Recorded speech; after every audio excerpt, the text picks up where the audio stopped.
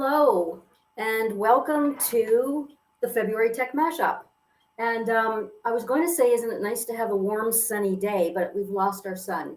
But we've kept our warmth, which is a very refreshing change because I think in our January Tech Mashup was a whole different story. Anyways, thank you everybody for being here. We're delighted to see such a good group that have come to hear Jason speak about automatically automating the DevOps story. My name is Lori Wheeler. I am the Director of Member Engagement for Tech Manitoba. So before we go any further, I would like to respectfully acknowledge that in the spirit of reconciliation, I want to acknowledge we are gathered on the ancestral lands of Treaty 1 territory. This is the original lands of the Anishinaabe, Cree, Oji-Cree, Dakota, and Dene peoples, and on the homeland of the Red River Métis Nation. I also would like to acknowledge our sponsors.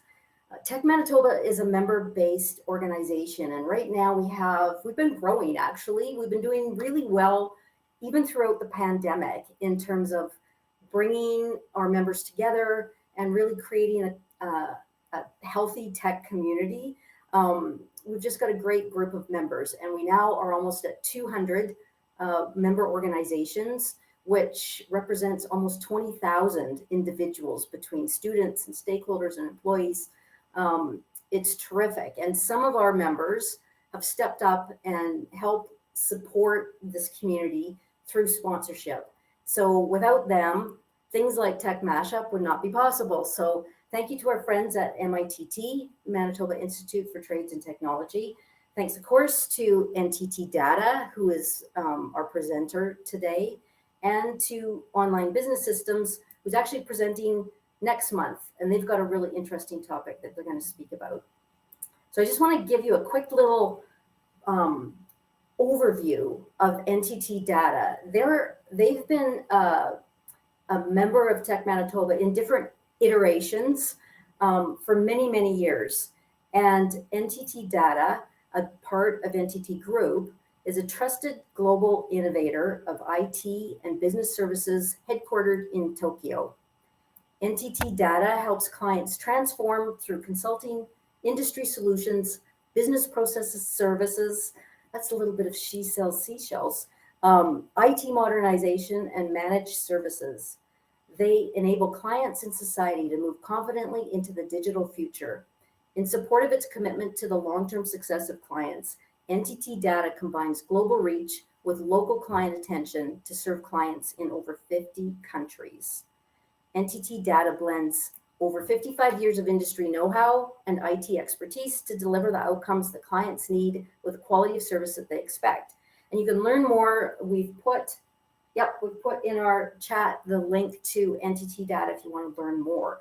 Now, I'd like to bring on stage Tim Wildman, if Tim can just put on his camera and put on his mic. And we just want to hear a little bit from him, and I'm going to jump off. Thanks very much, Lori. And hit your camera again. Sometimes you have to hit it twice. Oops. Oh. It's not letting you? It is. There I am. Good. Finally. Thanks, Lori. It's a pleasure to be here today and a pleasure for us to have the opportunity to share some practical tips on why and how to implement DevOps. As Lori mentioned, Ntt Data has decades of experience in helping clients around the world to navigate the complexities of modern business and technology. You know, as we move through the COVID pandemic, I can't help but wonder where our society would be today if it were not for digital technologies that didn't exist during the Spanish flu pandemic that gripped the world 100 years ago. It's safe to say that we wouldn't be gathering like this for a Tech Mashup presentation. But these technologies have enabled us to keep working, keep learning, and keep in touch with our family and friends. At Ntt Data, we're proud of the role that we've had to enable clients to make a smooth transition to digital, even more so in the wake of COVID. Ntt Data is a global company with a Japanese heritage. We take a long-term view, and we seek to build trusted client relationships. We believe that when a diverse group of individuals brings their unique worldviews together, shares their wisdom, and works towards a common goal, the results are extraordinary and far exceed what can be achieved by any one person. That viewpoint explains why NTT Data has sponsored the tech mashups from their inception. In this digital age, our local IT community is an integral part of the global IT community. And we want our IT community to thrive, to create a brighter future for our community and for all of society. The tech mashups are a wonderful opportunity for members of our IT community to share challenges, experiences, and lessons learned. In addition to our sponsorship, we're happy to have the opportunity to share some of our tips and practices so that all may benefit from what we've learned. Perhaps some of the audience today will be encouraged to take on new challenges, adopt better methods, and develop better solutions because of what you hear from Jason today. I hope you'll enjoy today's presentation. Thank you again for this opportunity. Back to you, Lori. Thank you. And I have to give a special shout out to Tim because yes, we appreciate NTT Data as a financial sponsor, but boy, he is a wonderful attendee. He shows up at all of our events and we really appreciate that kind of engagement. So I want to introduce Jason Aitchison, who is a director at NTT Data Canada, who's been building custom developed applications for over 20 years. He considers himself a generalist in technology with a specialization in creating powerful products for clients using Agile and DevOps principles. So I'm going to ask him to join me on stage, and you're not going to recognize him. I'll give you a heads up. He looks totally different than what we've been advertising. Not exactly as shown. He has a wonderful pandemic beard. So I'm going to jump off stage and leave you to it. Thanks, Jason. Thanks, Lori. And I'm coming from Victoria, BC today. This is not a recent shot of our background, but I wanted to do a little, mini brag here of, what it's like in Victoria today. It's, I think we're about 5 degrees right now. I'm actually going to turn off this background and I'll start sharing my screen as well here. But thank you everyone for showing up today to talk about automatically automating the DevOps story. I think this is a really good topic for what this mashup. And when I think of mashup, and I've been to hackathon events where we do some sort of mashup hackathon. I'm taking two different technologies and putting them together, and I think that's really speaks well to what DevOps is. Really, it is this mashup of these two different worlds that have existed in IT for quite some time. With that, I'm, as Lori said, Jason Aitchison. I'm a director here at Ntt Data, leading up the custom development practice. I'm notorious for my boxes and lines. I certainly, work in the architecture space in IT.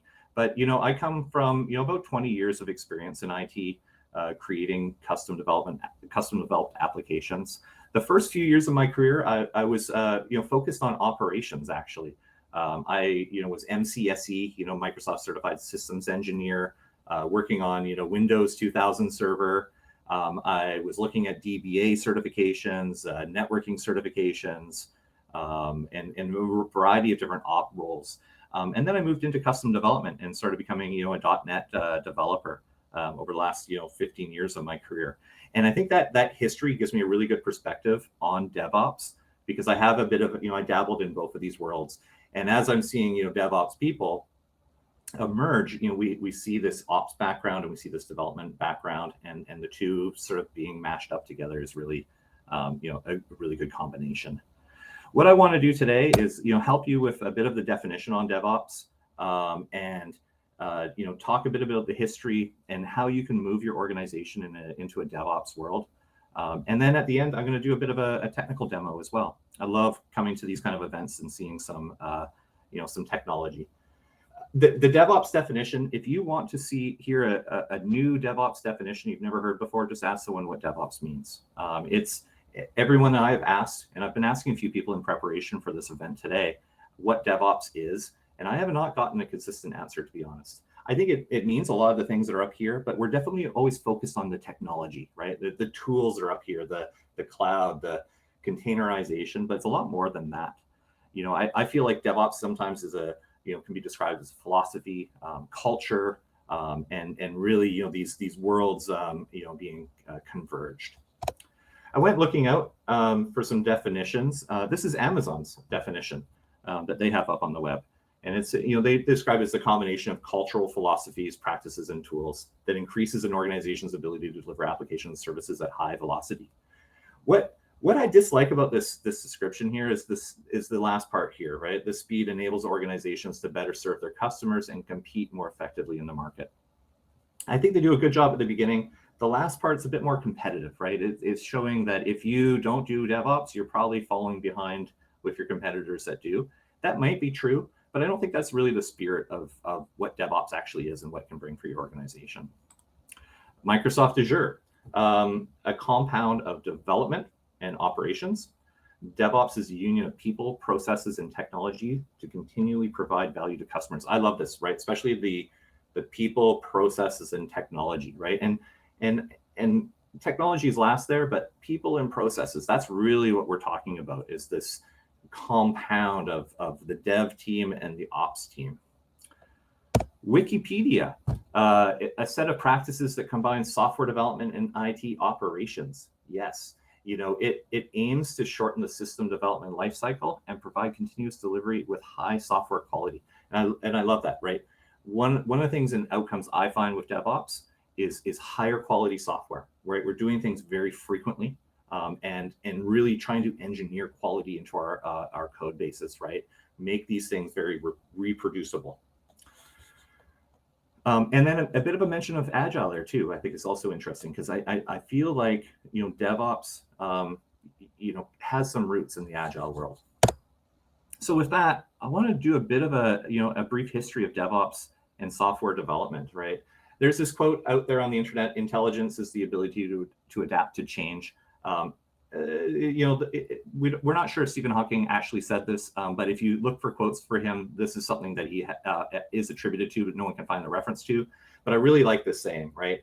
This ability to adapt to change, and I think that's a lot at the roots of what DevOps is. So let's look a bit at what the old way of developing software and delivering it and deploying it into production, right? I lived in this world for quite some time, right? Where I was a developer, I would do my coding, I would do my build. That build, sometimes I would do it on my local machine, right? In Visual Studio or whatever tool I was using, build the application. I would take those binaries and I would copy them to some sort of file share on a network.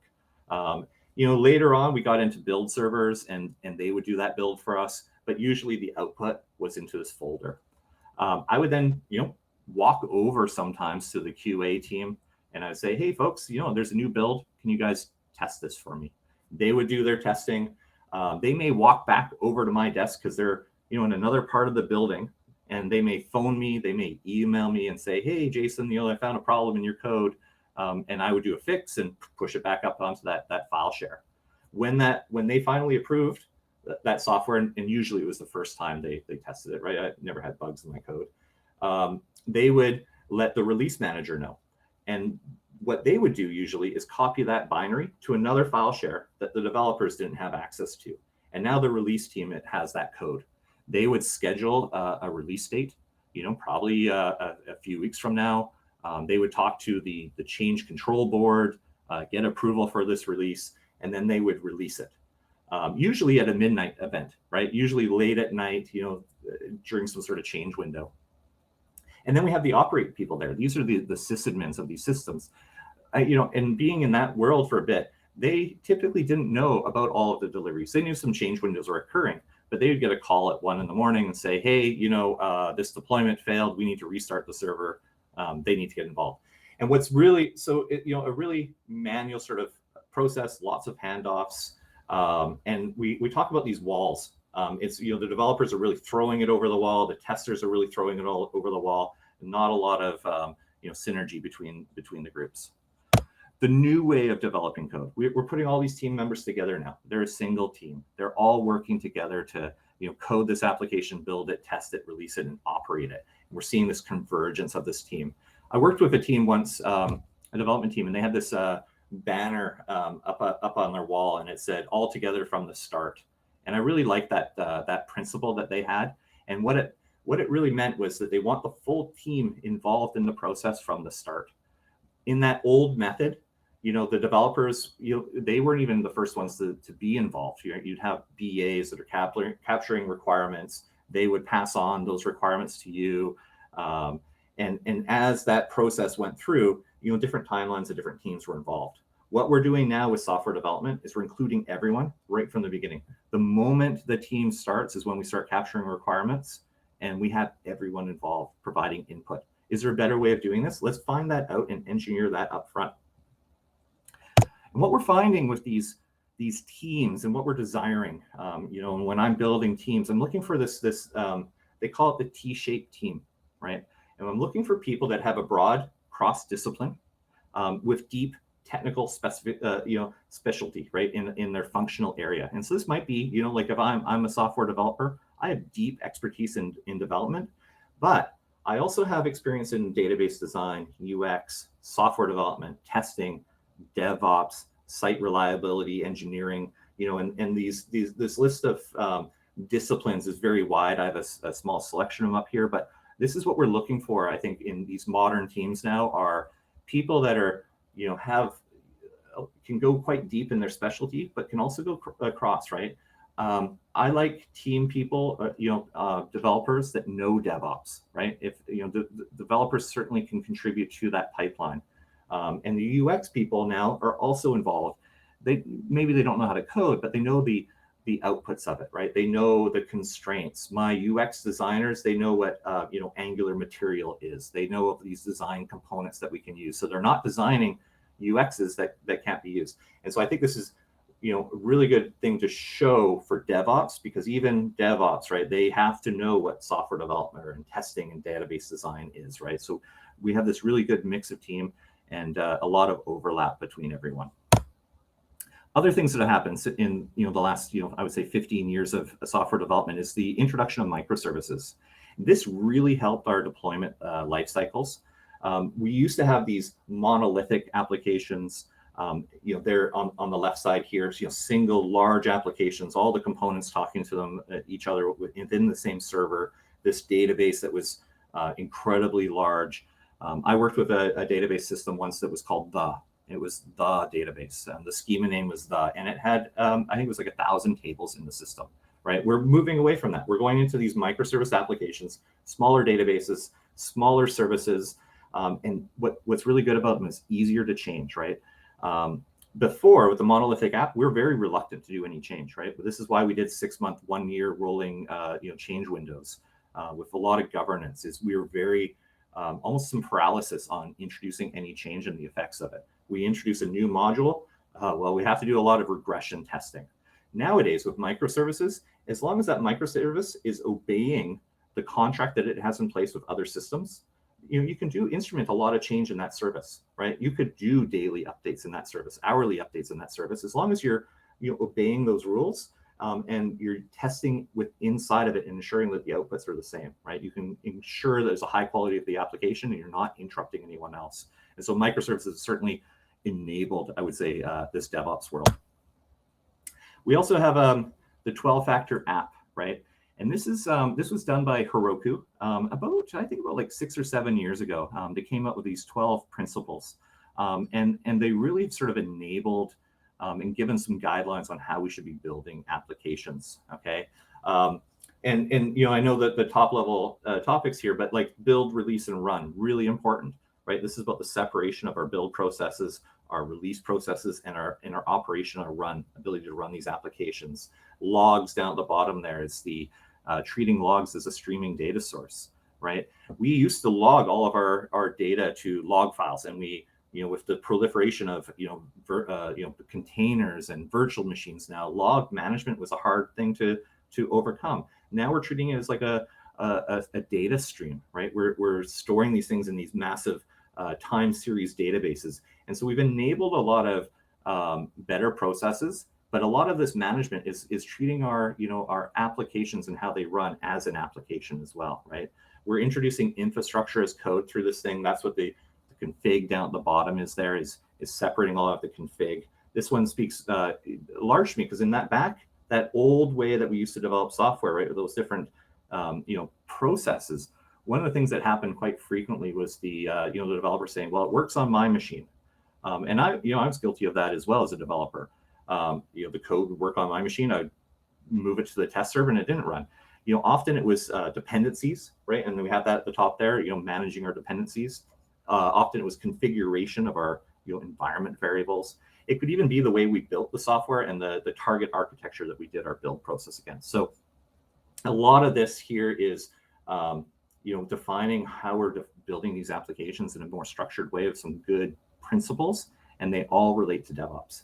And another good one here, I'll point out dev prod parity, right? We're seeing this now, the same binaries running in dev that are running in production.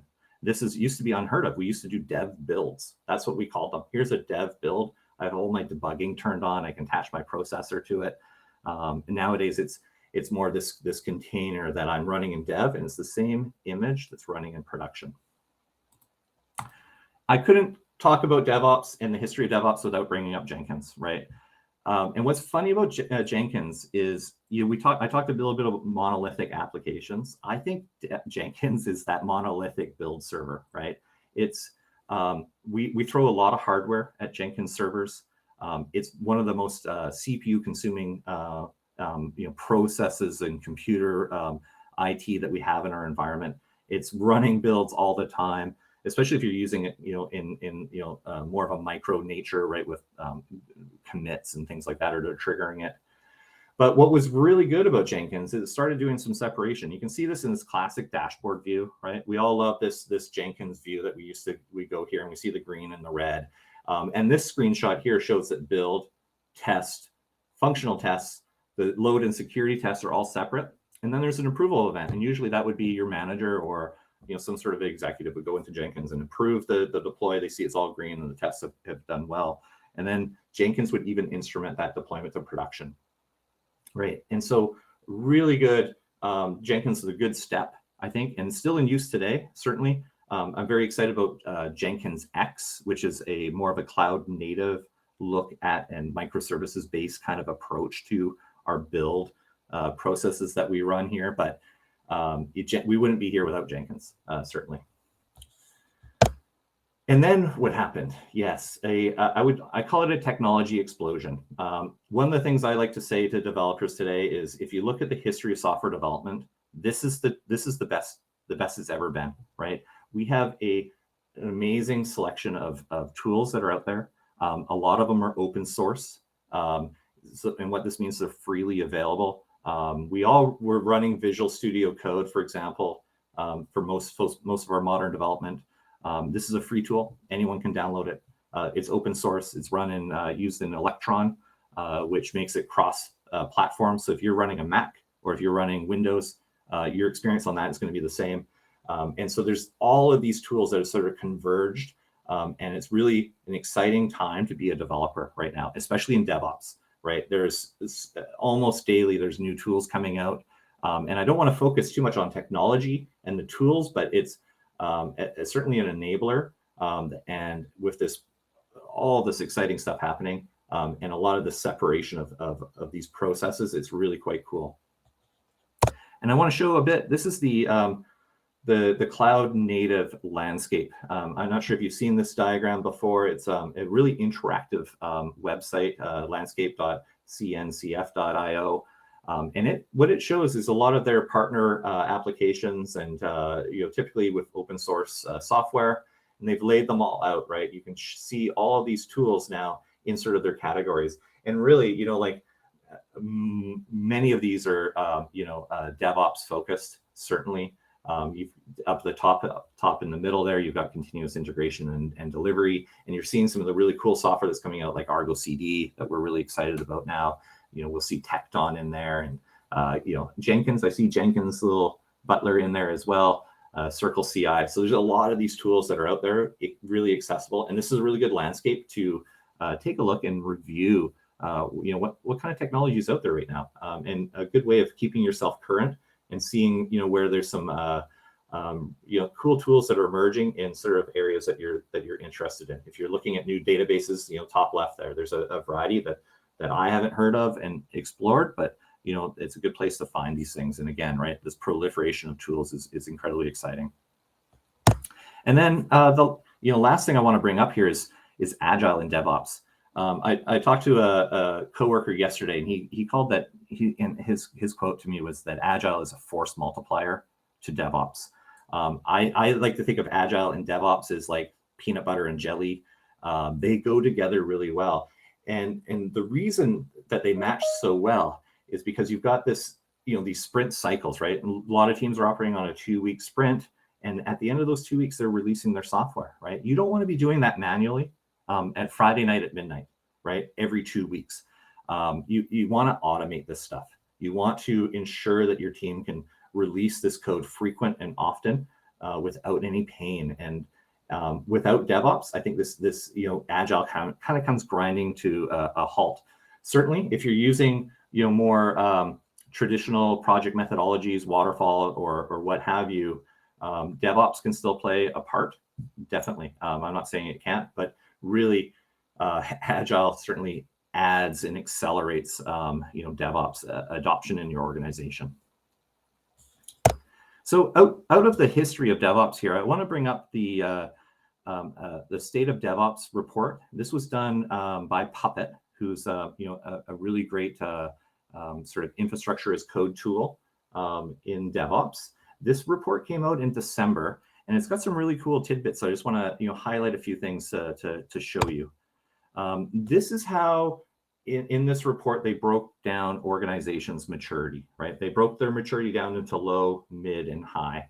And really you can see the differences here in deployment frequency, right? These low maturity organizations, they're releasing code and deploying monthly or less, right? So that's like what I was talking about, is those 6-month deployment cycles.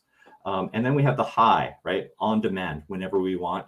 And this mid, which is where, I think a lot of the organizations are, is we're releasing daily. That's like, I think, an aggressive timeline, but, weekly, right? Can we release our code to production weekly? Some of the lead time there, you're seeing for changes, this is when a requirement comes in, less than a week for those mid, less than an hour for those high maturity organizations. Absolutely amazing. And then the mean time to recovery, this is when an issue occurs. How fast can you react? Less than an hour, less than a day, less than a week. And the big sort of the good one here is the change failure rate, right? These high achieving organizations, their change failure rate is very low, right? And it's because they're doing it often. And one of the things I say to my kids as a father is, practice makes perfect. They roll their eyes at me, but it's really true. The more often you are releasing, the less change failure you're going to have because you're doing it frequently. It's like breathing, right? If I only breathed every 6 months, I think I would have a problem, right? You want to do these things often. And so this is how they're grading the maturity. What was interesting is they've done this for a few years now. And what we're seeing is those low maturity organizations are slowly disappearing, right? These monthly and less release organizations, they're becoming less frequent. What we're seeing is the high maturity organizations growing. And what's interesting is that the mid group is kind of remaining static. And inside that mid, because it's so high, Puppet decided to split them into high mid, true mid, and low mid. But I think it's interesting that the low ones are, these people that are low maturity DevOps are becoming less and less frequent. And then, is DevOps at your organization mostly promoted or mostly resistant? So we took those gradings of maturity, right? The high, mids, and lows, and then we rated them on if their organization is promoting DevOps or resisting DevOps. And the ones I want to point out right here is the high, right? These are organizations that are releasing hourly, and they have 11% resistance within their organization. And so there is resistance in these organizations that are highly mature. And then in the low, what I want to point out is if you think your organization's a low maturity, well, 35% of them have DevOps promotion within. Certainly a lot of it's passive, and a small piece of it is active, but there's still opportunity there. So my message to the people, and I've presented before to folks, and they said, how do I instrument DevOps in my organizations, it's resisted. Well, you need to find that 35%, right? You need to find how you can introduce it. It may be the majority of it's being resisted, but there is pockets of promotion within your organization, certainly, right? People, if you tell them you want to be able to instrument change from and be more competitive as an organization, I think that's things that the executives are going to want. And there's ways for you as a developer or an instrumenter to sneak some DevOps into your organization so they can see the benefits. And one of the ways of doing that is with this maturity model. This is, it's a, I don't want to say fairly old document, but it's a freely available maturity model on DevOps. I've used it to success in the past. And what's a really good exercise with this thing is to grade yourself, right? If you are struggling with DevOps and what the next step you should do, come into this kind of a matrix and grade yourself against these horizontal, areas, right? And it's broken out by culture, design, build, test, and reporting. Kind of grade yourself. Are you a beginner in culture? One backlog per team with stable teams? Yep. What you can then do is target the next one, right? Just go from beginner to intermediate, right? Figure out where you are, move one to the right. And I think that's the best advice I can give you is if you're all on base, if you're not even on base, don't shoot for expert right off the bat, right? And this is, I think, a lot of problems with DevOps being instrumented at organizations is they're like, I want to do DevOps and I want to do cross-functional teams with no rollbacks, with always roll forward. You're going to have trouble with that. You need to take these incremental steps into DevOps. Getting to expert level, absolutely possible for everyone. But you have to come along for that journey, right? You can't just instrument infrastructure as code on your first day. You can try, but doing some of the stuff on the left has a lot of value as well. And with that, like, when you're looking for things to do, I had a mentor tell me to do hard things more often. One of the reasons I'm here presenting today is I used to have, one of the things I struggled with was presenting. And so my mentor told me to present more often. In DevOps, it's the same thing. Look for areas of pain and things that you think are hard and do them more often. And some of those things might, a list of things that I find are hard to do in, application development. SSL certificate renewals, largely manual, but there's a lot of automation out there. A lot of people use a service called Let's Encrypt.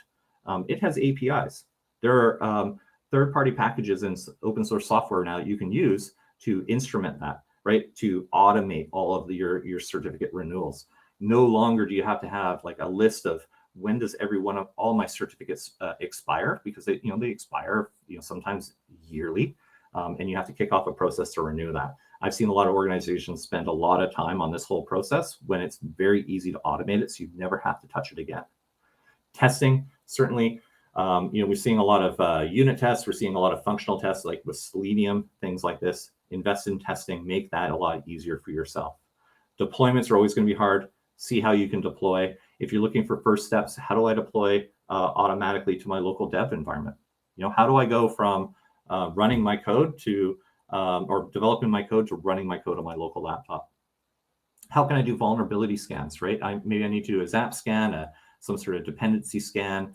I want to do maybe even like code analytics on my code base. How can I automate that and make that better?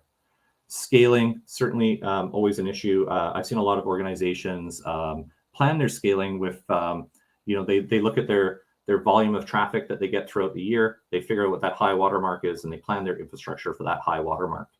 Scaling is a much better idea using containers and services like Kubernetes now, where you can actually scale up your systems as load is applied to them.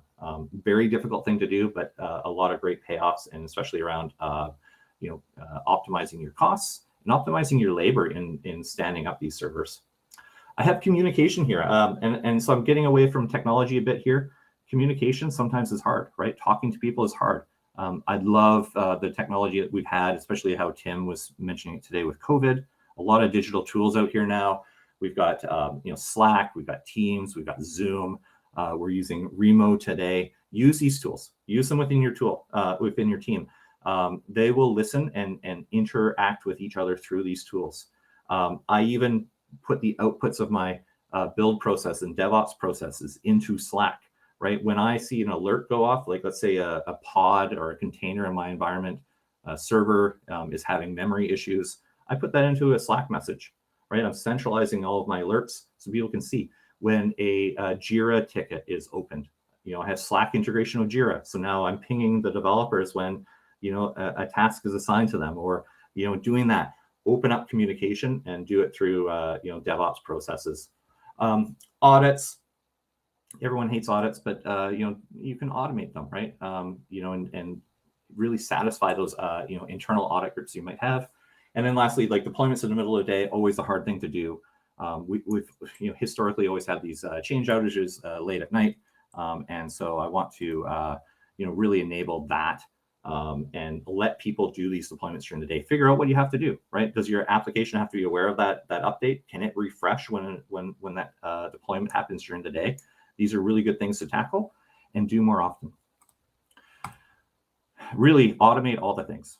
This is a very common meme within DevOps. You'll see it quite frequently. And it's really, I think, the spirit of DevOps is look for pain, look for things that are hard, and figure out how to automate them. Almost everything you do that's manual, it can be automated. This includes from the developer all the way to operations. You need to, almost every single task you can do, you can write some code that's very reproducible, that can then run frequently and be automated.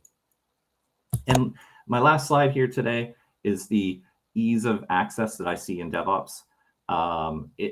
It's never been more accessible, right? It's, I remember Visual Studio, right?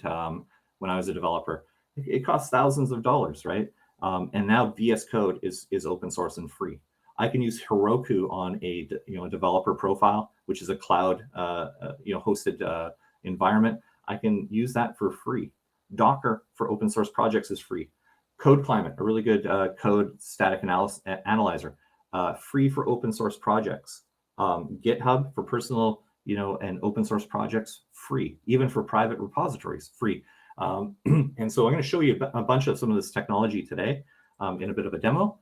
But it's, if you're looking to make steps in DevOps, the barriers on like procuring technology is almost basically removed. There are a few tools that it costs money. A lot of them aren't worth it. You can definitely go to a lot of this free software and the open source software and really enable yourself and definitely learn on some of it. So with that, I'm going to show you a bit of a demo. A couple things here. So I've built an application called Nimbler. And this is a bit of an in-joke with some of my coworkers. I'm hosting it right now on Azure, and it's an agile framework. It's a joke. What we've done is we've made agile this agile framework into a pyramid scheme. So the more people that you enroll into our program through our training and programs, you get monetary rewards. And so we're making a bit of a poke at fun at agile and some of the certifications that are out there. And wouldn't it be funny if agile, excuse me, was a multi-level marketing scheme? What I've done though is I've got the source code here up on my repository. It's public, and in my GitHub workflows here, I've got a Azure Container Web App deployment workflow, and this is using GitHub Actions, and it's really cool. This is just I did this yesterday. This is a free template by Microsoft Azure, and it helps you deploy your application to Azure. I'm using an Azure Web App to host the application. I had to provide it just a little bit of information about my Azure Web App. And now I've got it running on anytime anyone does a push to the branch main. And so if I come to my web app here and I say agility starts here and I want to make a change, let's say this exclamation point, I can come into my landing page now. This is my Nimbler source code that I'm running on Visual Studio Code. And let's say I want to change a piece of text here. What was it we wanted to change that I mentioned? Nimbler, YB, let's say social networks. So we'll go search for that. Oh, come on. Social networks. And maybe I want 2 exclamation marks today, right? And so I'm going to save this. VS Code is going to say, hey, you've got a commit. I'm going to say, changed exclamation marks. I'm going to commit that locally.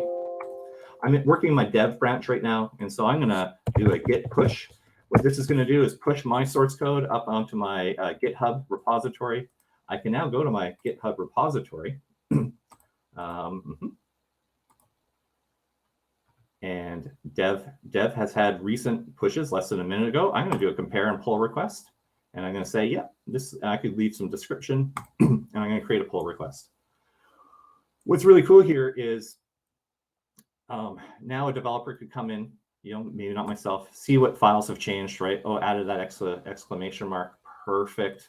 I'm going to go back to this pull request and say, yeah, I think this looks good to me. I'm going to merge this pull request and confirm the merge. And so now I've merged this into my main branch. And what's happened is this guy has now kicked off a workflow run. And what's really cool about this is GitHub is hosting my Docker container to actually build this application. And I can click on the build right now. I can see it using build X, which is a Docker-based build. It's looking at my Docker file. It's hosted on Nginx. It's downloading all the stuff it needs to do. And it's actually going to push it to, you can see it up here, I think somewhere. It's going to push it to a container. Oh, yeah, it's going to push it to a container registry. My application on Azure Web App is going to notice that change to the registry, and it's going to reload and post it. All right, and so now it's completed. I can see it. I could add more things here as well, certainly. And if I refresh, let's see how fast this thing is. It's going to takes a second for this container to notice that change and remount it. And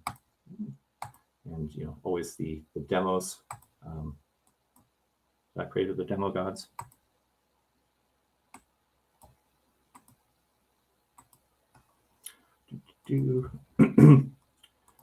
Let's see if it's in the code. 2 exclamation marks. Anyone see my problem here? That would be awesome. Oh, no, it's there. Good. Oh, and there it is, right? So now it's been promoted to production, right? On my Azure website. And what's cool about all this is that was, as much as I was impatient here, this whole process, the landing page actions, let's see how long this deployment took. The build was 58 seconds, right? So this is how much, the processor that I need to run on that Docker container, and a bit of a delay there. So within a few minutes, I was able to push this up and run it into my production application. And so this is really replacing Jenkins, right? This is what a great sort of application to do this with. I no longer need to run this clunky Jenkins server. I'm utilizing the GitHub Actions. This is free for a lot of the public repos. And so if you're looking to instrument and do some first steps into DevOps, GitHub Actions certainly is something that's easy for you to do. And I would encourage you to have some of these like pet projects and things like this where you can, like Nimbler, experiment, right? The other thing that's really good about GitHub Actions is there's a marketplace for them, right? And so you can come in here and click and look at some of these actions that are out there. There's 11,000. Over 11,000 actions that you can take. I've got them sorted by the most installed and starred, and so you can see some of the most popular ones. I've actually even created my own. I have one that's called a cat fact action. I don't know if you know about Markov generated cat facts, but it's like machine learning for on a budget. And so I've created this cat fact action. What it does is whenever it sees a pull request, it leaves a comment. And it generates it dynamically using machine learning, essentially. And so cats never meow to each other. They only love you when you feed them. This is completely machine generated based on some seed data of cat facts that I gave it. So I seeded it with some cat facts, and now it can generate some comments. What's really cool about this action, right? Like that Azure action I just showed you, is I can write my own custom ones with my own Docker file that runs some Python code within that container. And so I can, let's say, I didn't want a cat fact, but let's say I wanted to hit some sort of API that I run and do some other sort of processing and leave a comment on the pull request, or I want to leave a message in my Slack group. I can write my own action or utilize one of the 11,000 are out there and really instrument, some custom DevOps tooling into my process. With that, ends my demo. I was told to stop at 12:50. I'm at 12:40 I now. got one of those, the canes that, Here pulls it comes. people off at 11:50, just because we want to have a chance. That was awesome. Actually, for a guy who's not very comfortable speaking in public, you did an awesome job. So Awesome. thank you. Lori. I'm a big believer in making yourself do hard things, and public speaking is probably one of the hardest things that people can make themselves do. So thank you. Super interesting. Thank you. So let's see if we can just get to a couple of these questions before we wrap things up. And I hope everybody stays right till the end, because there's a few really great events that we want to tell you about before you go. What are some of the soft skills that soft skills in particular, and also personality types that you would like to have on your DevOps team? Yeah, I think you have to have this appetite to learn right now. So I'm really looking for people that are going to have that take on DevOps. There is a lot to learn in this field right now. It's always changing. So you really have to have that the ability to change and embrace all of this learning. High communication as well is what we're looking for. Because you're going to be embedded into that team. We're really trying to remove those barriers that used to exist between development and operations. And really that role of DevOps is the merge of that. And so you need to be able to be that team player, that ability to learn. And with that, like the technology experience, it kind of comes a little bit lower, right? As long as you can learn some of these tools and have a bit of understanding of all of the infrastructure and development that's going on, yeah, you're a perfect team member. Yeah, nice. So then this was actually one of my comments, because as I was chatting and doing some networking, we do have quite a few students in our audience. So just talk a little bit about if this is an area that somebody that's in school right now, or I actually spoke to a couple that are taking tech courses. How would they get into this? What would you recommend? Or if there's something that they should add to their resume so that you can see they're doing some of the work that would lead to a career in DevOps, talk to me a little bit about, or talk to our audience a little bit about that. Yeah, I think it's always a tough spot being, a recent grad or a recent person coming into the field and not having the experience. Your resume you might have struggled with your resume, but what I'm looking for in juniors that have, very little experience is a link to your GitHub, right? I can do a lot of a really good assessment of your skill set by investigating the code that you've done. And so I love seeing resumes that have a GitHub link. These can be personal projects. I've seen people doing music libraries. I have a variety of like silly projects here, Catfax and Nimbler, for example. Yeah. So have fun, right? This is what I love about developers. Is it's always a question I ask you is in an interview, I'm going to say, what are the side projects you're working on? Like, is this your hobby as well? And that's what I love, is that spirit. And what I'm looking for in new hires, especially with low experience, is the passion. Right. Yeah. And I can see a lot of that through a GitHub link. Yeah, that's a great suggestion. One of the things I was curious about too is you talked about the resistance, and you gave a few examples of how you overcome that. But what's the core of the resistance that you run into? Like, what do DevOps bump into when they're bumping into resistance, or why is there resistance? Yeah, it can be, it can be a bit of the old way of thinking, certainly. Right, where we spent a lot of time trying to prevent quality issues and downtime in production. And this is why we had developers, testers, and deployers as all separate things, right? And so some of the resistance might be them being afraid of the risk, right? It's all about risk tolerance. When you tell people I'm going from 6 months of deployments to weekly or every 2 weeks, right. There's a lot of resistance there, right? My risk tolerance might not be that high. But what's interesting about this is we're actually deploying more often than we ever have, right? And so what I'm trying to do is actually reduce the risk by deploying more often. And so you really need to take these small steps. Yeah. Deploy more often into your dev and test environments. But maybe the how we bridge that is saying, I'll deploy automatically into dev and test, but production you do manually every 6 months. And then they're going to see the success in dev and test. They're going to see that this has never failed. Whereas production maybe does fail because it's all manual. That's what we're doing, is removing a lot of the human error by making this thing all very reproducible. And being deployed hundreds of times before it gets to production is certainly a possibility. Yeah, nice. We want to make sure that everybody also has a little bit of time to go back and network with each other, but I want to ask this question from Jolie. In the technical world of Agile DevOps, can you have non-technical Scrum Masters?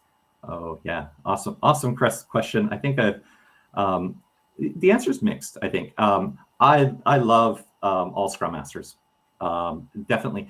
And I think one of the things that happens with Scrum Masters, and this is a bit of my personal belief, is we put them up on a pedestal and we treat them as the lead. And really, you should go look at and read the Scrum Guide. I think the Scrum Guide doesn't say that this person has to be technical or non-technical, and neither are they the lead. They're making sure that Scrum is being adhered to, the principles, and helping to remove blockers, right? And that doesn't require you to be technical. One of the things I also like doing when I see teams that do put Scrum Masters on this pedestal, and this is a bit of an Agile background more than DevOps, but I like to rotate the Scrum Master, right? It doesn't have to be the same person every sprint. Yeah. This is not a person of responsibility or authority. This is someone that's just it's almost like your coach, right? It's making, or the umpire, right? Making sure you're playing by the rules and helping you remove some blockers. And I love it when on a sports team, when people are moving into different roles, and sometimes to the umpire, sometimes to the coach. Perfect, no problem. Yeah, interesting. That's fantastic. Well, if there are not more questions, I'm gonna, you can shut off your camera, you can breathe out, you can have a sip of coffee, you can shut off your mic. I'm just gonna remind everybody, and if there are any really great cat facts that you want to put in the chat, we would love to hear what is a fascinating cat fact. And then I just want to let everybody know who's here with us that we have a couple of great upcoming events. The next one is coming up this Thursday at 9 a.m., which is our annual general meeting. And we're going to share some really interesting things about what we have been up to for the last year in our report to the community. And Cynthia and our team has been working really hard on pulling all that together.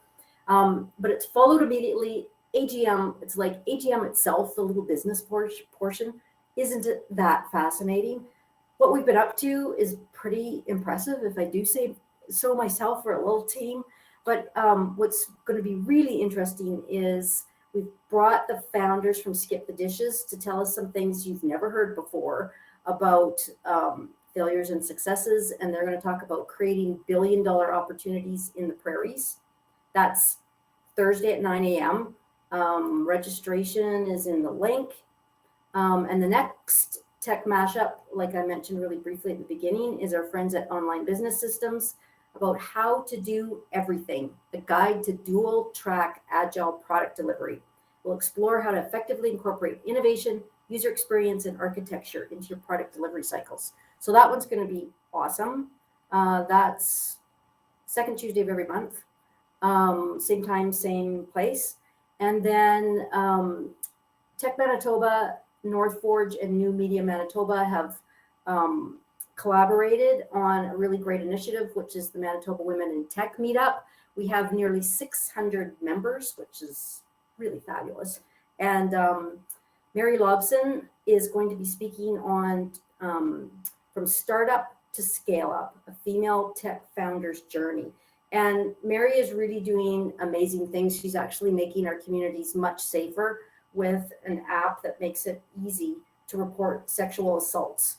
And she's got a fabulous story. So join us for that. And all of these things are free. So there's no reason not to come. So we're going to jump back to the floor so you can continue networking. We're going to leave the event open until 1:15. So thank you for coming. And I hope you have a really great week.